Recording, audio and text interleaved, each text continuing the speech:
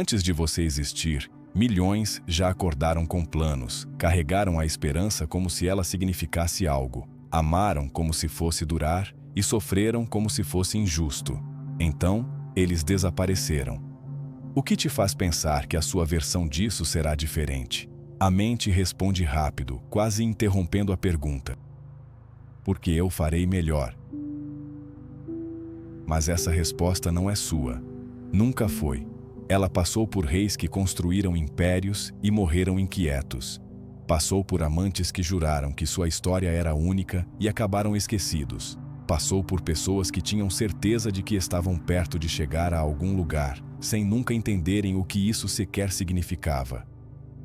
Olhe para a sua própria vida sem suavizá-la. Aquela pressa no início de algo novo, aquela convicção silenciosa de que, desta vez vai funcionar.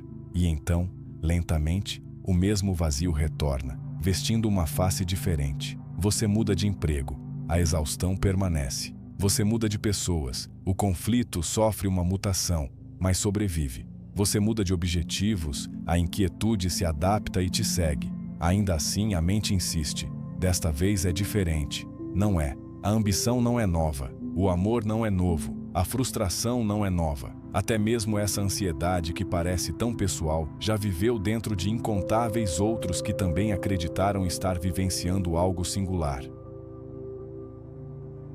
O livro de Eclesiastes não conforta essa ilusão. Ele a desmonta. Nada é novo debaixo do sol.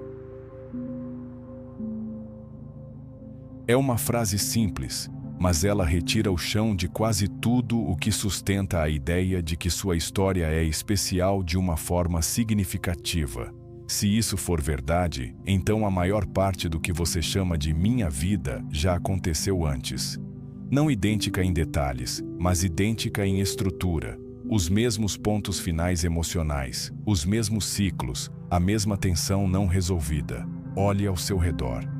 Pessoas perseguindo reconhecimento e ainda assim se sentindo invisíveis. Pessoas cercadas por outras e ainda assim sozinhas de formas que não conseguem explicar.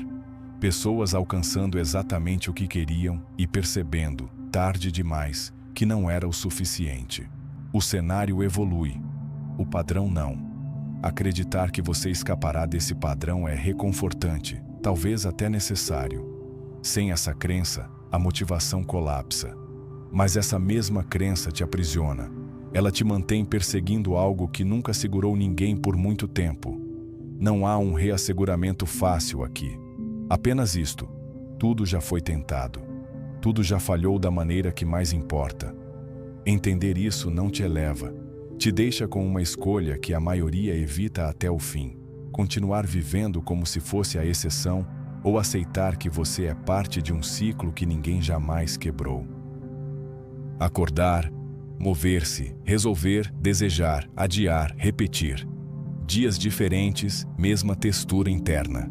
A maioria das pessoas trata a rotina como algo pessoal, algo que construíram. Não é.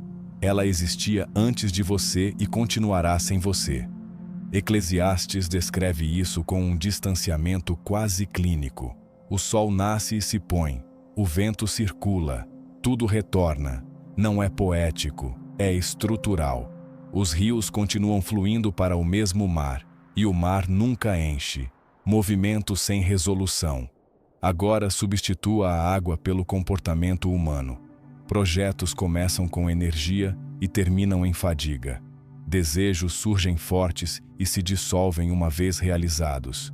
Promessas parecem permanentes e desaparecem sem resistência. O sistema funciona e lá de dentro, as pessoas chamam isso de minha jornada. Mas, de uma certa distância, a individualidade enfraquece. O que resta é a repetição. Impérios acreditaram ser permanentes. Roma se expandiu, se organizou, dominou. Construiu sistemas tão complexos que pareciam intocáveis. Ainda assim, colapsou. Não por falta de inteligência ou poder, mas por padrões previsíveis. Excessos, decadência interna, excesso de confiança. Nada disso era novo. Agora, encolha isso para uma única vida. Excesso de trabalho, acreditando que o descanso virá depois. Adiar a vida esperando pelo momento certo que nunca se estabiliza.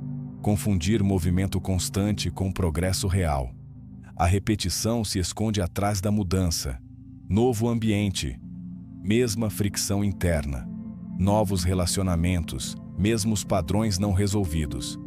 Novas ambições, mesma tensão subjacente. A forma evolui, a estrutura permanece intocada. Antigos pensadores viram isso sem dados, sem tecnologia e sem distrações modernas, porque é visível para qualquer um disposto a olhar por tempo suficiente. A parte desconfortável não é o ciclo em si, é o quão inconscientes as pessoas estão dentro dele. Enquanto você acreditar que sua experiência é única, não verá que está apenas ocupando uma posição em algo que já estava em movimento muito antes de você chegar. Eclesiastes afirma isso sem brechas. O que foi, será novamente, sem exceções. A mente reage imediatamente. Mas a minha vida poderia ser diferente. Essa reação é parte do ciclo. É o que o mantém funcionando. A repetição não precisa de força, só precisa de pessoas que não reconhecem que estão repetindo. E aqui está a rachadura que não se fecha facilmente. Se tudo retorna ao mesmo lugar, quanto da sua vida é realmente uma escolha? E quanto é continuação disfarçada de decisão? Existe um tipo específico de decepção que não parece fracasso, parece sucesso. Alcançar algo que você desejou por anos e não sentir nada que corresponda à expectativa. O silêncio após a conquista é mais pesado do que a luta antes dela. Eclesiastes fala por experiência, não teoria. Não neguei nada a mim mesmo. Permiti todo desejo. Isso não foi especulação, foi a exposição total a tudo o que as pessoas acreditam que as satisfará. Prazer, riqueza, conquista, experiência. E a conclusão não foi dramática, foi cansada. Tudo era vaidade, como correr atrás do vento. Isso desmantela uma das últimas crenças racionais que as pessoas mantêm. A de que a combinação certa de acúmulo e sucesso finalmente parecerá suficiente. Mas essa crença colapsa sob a repetição. Pessoas alcançam riqueza extrema e permanecem inquietas, não porque são ingratas, mas porque a mente se adapta. O que antes parecia extraordinário torna-se normal. Isso não é filosofia, é como o cérebro funciona. Quanto mais você vivencia algo, menos impacto aquilo tem. O problema nunca foi técnico, logo, o progresso técnico não pode resolvê-lo. Eclesiastes observa sem admiração que o tempo e o acaso acontecem a todos. O controle é parcial. Planos falham, resultados mudam, o esforço não garante o retorno. Ainda assim, a crença persiste. Mais estratégia, mais precisão, mais sistemas, e tudo se alinhará. Não se alinha, porque a desordem não é falta de ferramentas, faz parte da estrutura. A compreensão nem sempre te alivia. Às vezes, ela remove o que te sustentava. Há um ponto onde a clareza para de parecer crescimento e começa a parecer peso. Eclesiastes não romantiza o conhecimento. Com mais sabedoria, vem mais tristeza. Direto e sem suavidade. Quanto mais padrões você vê, menos convincente a vida se torna. A motivação enfraquece não por preguiça, mas por reconhecimento. Você começa a ver onde as coisas levam. Isso cria um tipo específico de fadiga. Você ainda pode tentar fazer parte, mas parece vazio. Você ainda pode se envolver, mas nada te prende. Você ainda pode perseguir, mas já conhece o fim. E a pior parte, você não pode desver. A ignorância para de parecer fraqueza e começa a parecer proteção. Quando as ilusões caem, uma pergunta permanece: por que continuar? Se a vida não entrega nada real, se o esforço não garante significado, se a consciência aumenta o fardo, então continuar não é mais necessário. Torna-se uma decisão. Eclesiastes não termina em desespero.